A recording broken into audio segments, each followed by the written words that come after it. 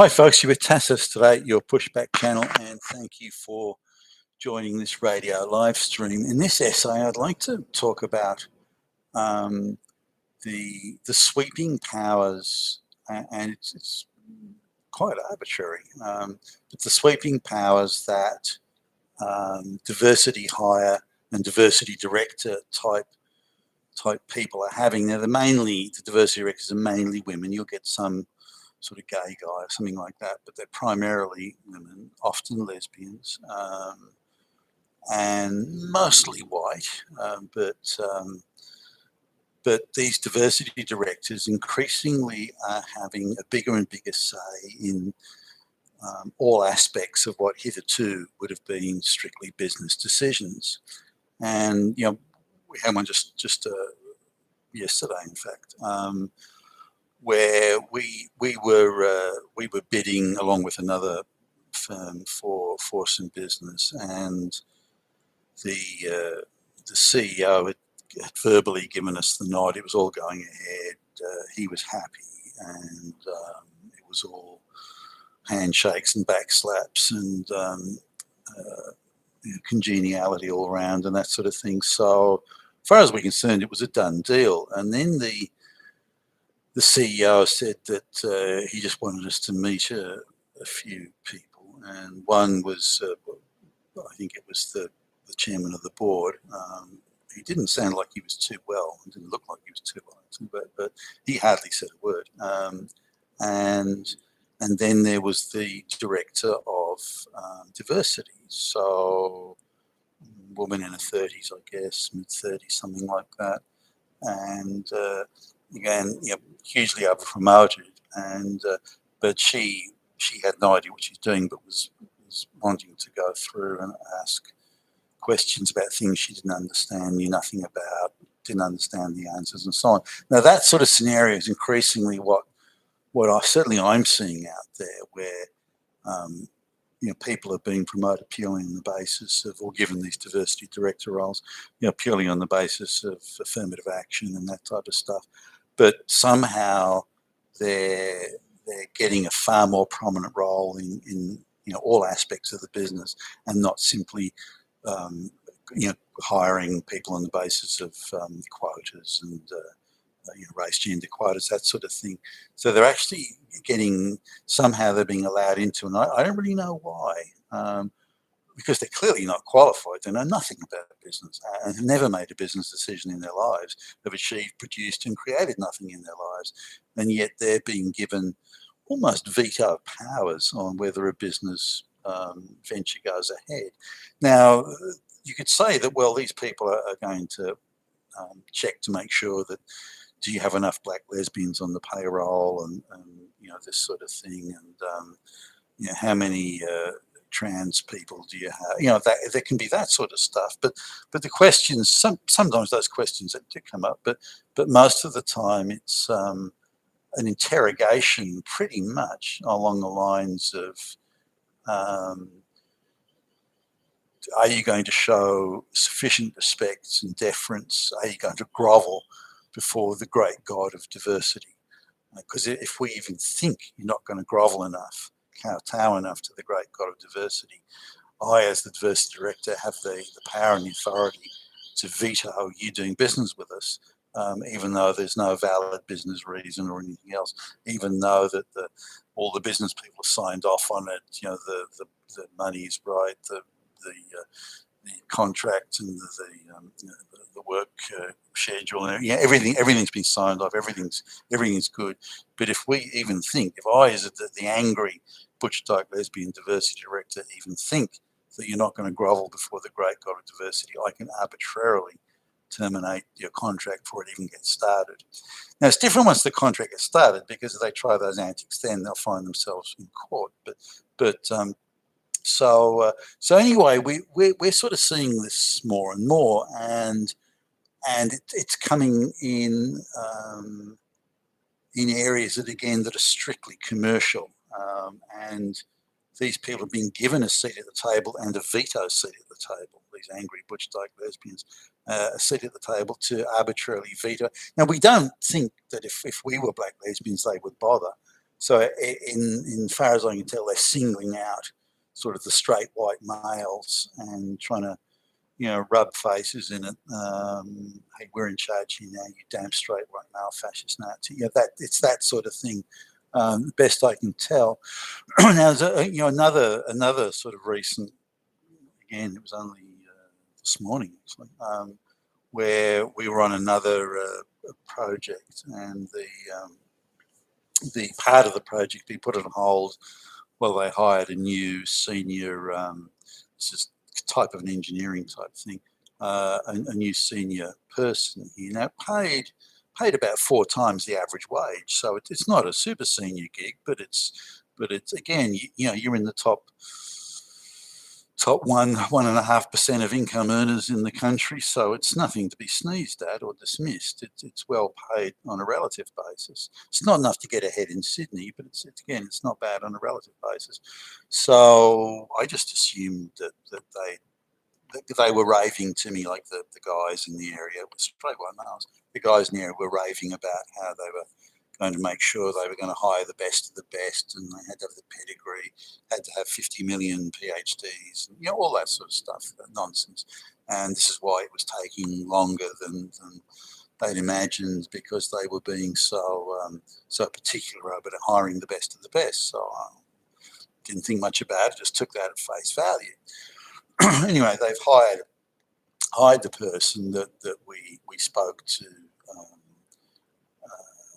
in a Teams meeting this morning, and it's a woman, mid-30s, I would guess, and brown. I'm not sure she's a lesbian or anything, but so it's a brown woman now. So I thought, well, it doesn't matter if she's a brown woman. Maybe she has 50 million PhDs in engineering, and maybe she's got a fantastic pedigree. Maybe she's really, really expert in her field. Who am I to question that?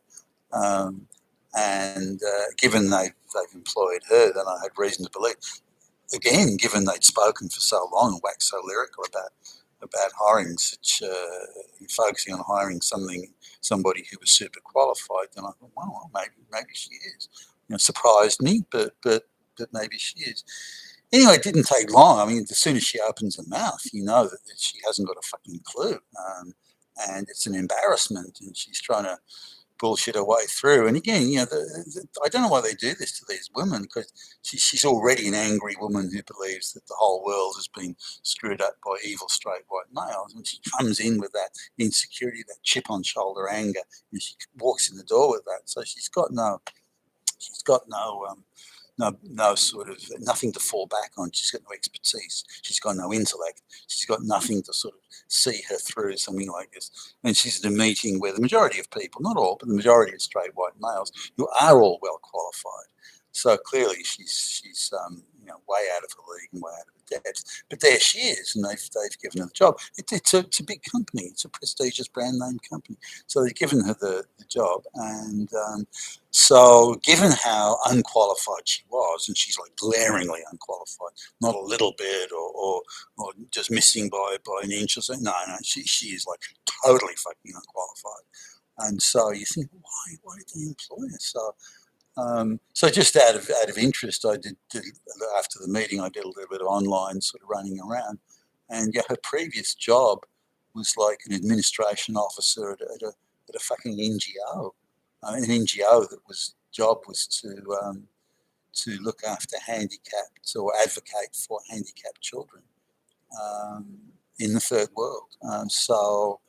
So she's an NGO activist. Sounds like it too. I mean, when I saw that, I thought, that's no surprise.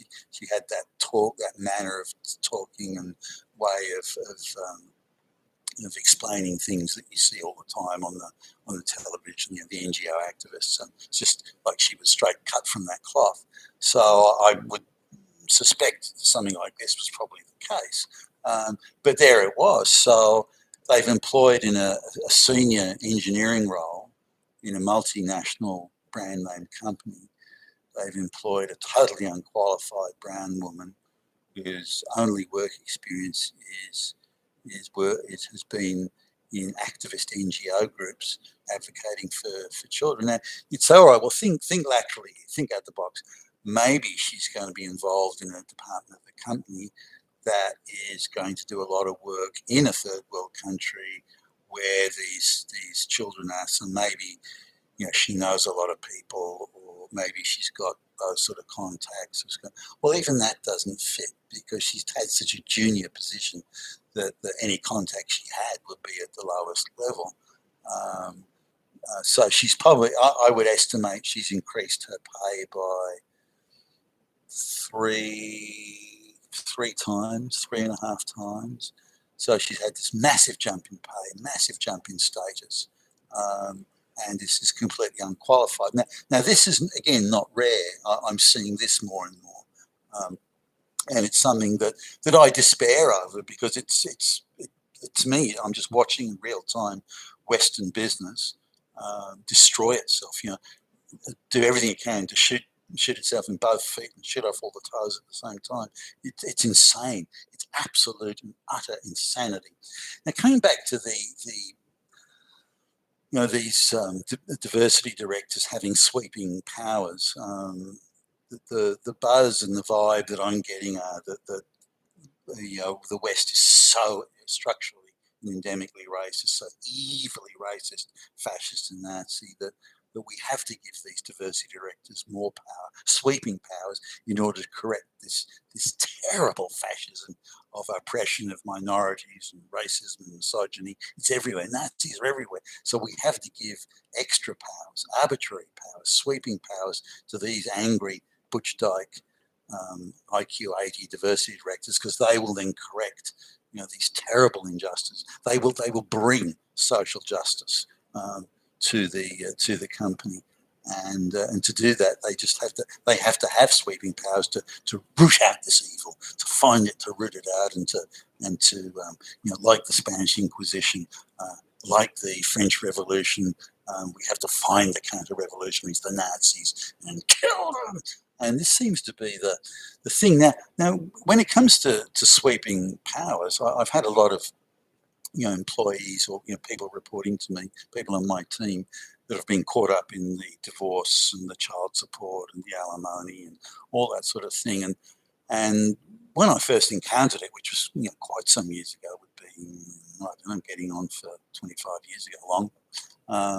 When I first encountered it, I was staggered from just an objective point of view about the sweeping powers that these alimony people had.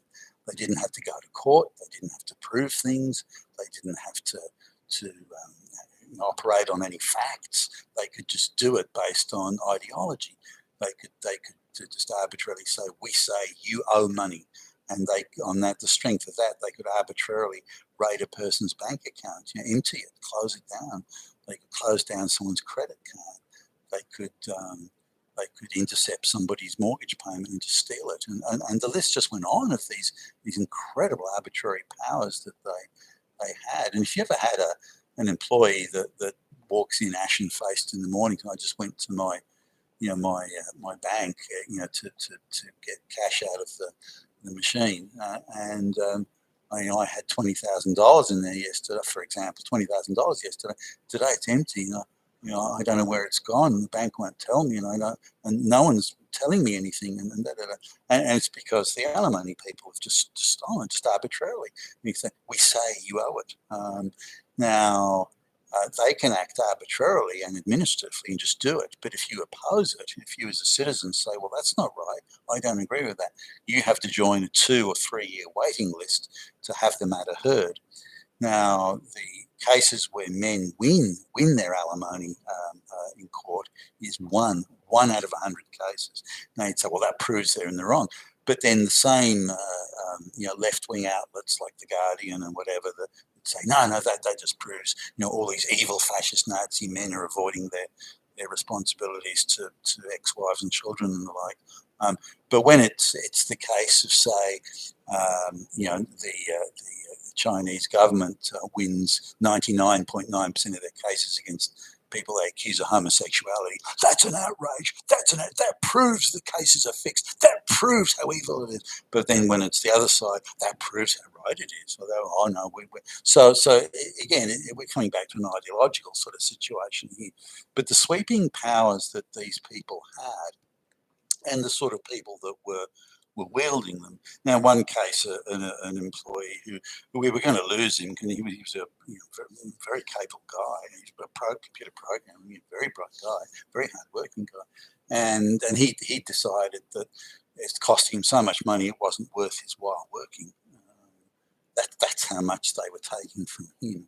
They just perceived him as a walking wallet that they could steal whatever they wanted for as long as they wanted.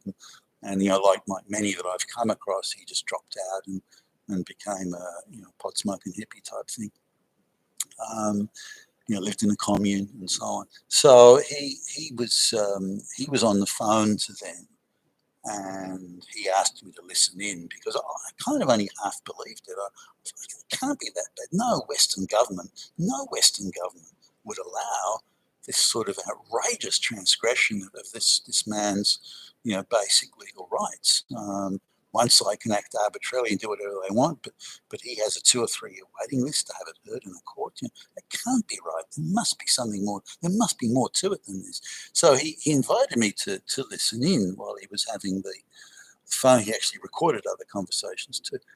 So he was, and I was listening to it, and they were saying the most incredible things like, well, maybe you don't really owe the money, but why don't you just pay it anyway?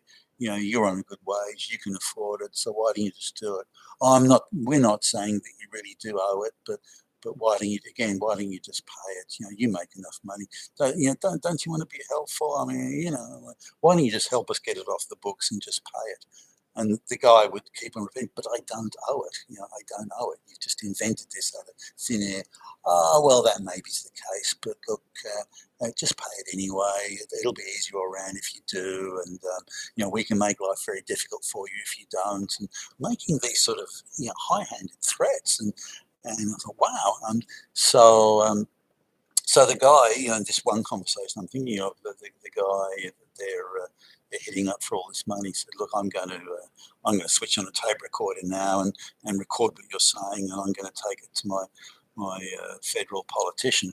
And the second he said that they hung up the phone, just bang, just gone, end of conversation. So they knew what they were doing was in my view, at least illegal, or certainly would look really bad. And yet they had these arbitrary powers. But the argument was in the media and various government officials, screaming the propaganda, would say, but what we're doing is all these men that aren't paying or are falling behind in paying, they're all Maserati driving multimillionaires living in waterfront property with gazillion-dollar yachts and lots of hot babes. It's them. They're the one. It's only them that we're not going after little guy. We're only going after those guys, which of course was absolute nonsense. Bald-faced lies. But that was the ideology. But they would say that, well, we have to give the alimony people these fast sweeping powers because the men who owe the money are so Nazi and fascist, devious and underhanded. In order to fight this, we have to have these arbitrary sweeping powers to stop these evil fascist Nazis from not paying.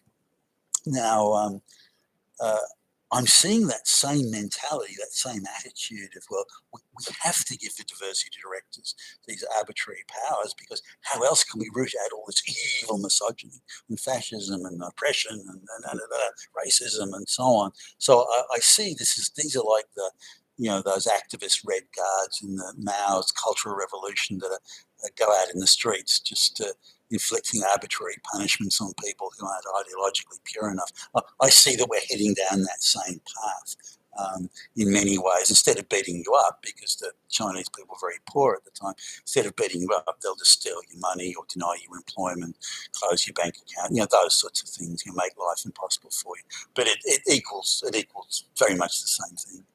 You've been with Tacitus today at your Pushback channel, and thank you for listening.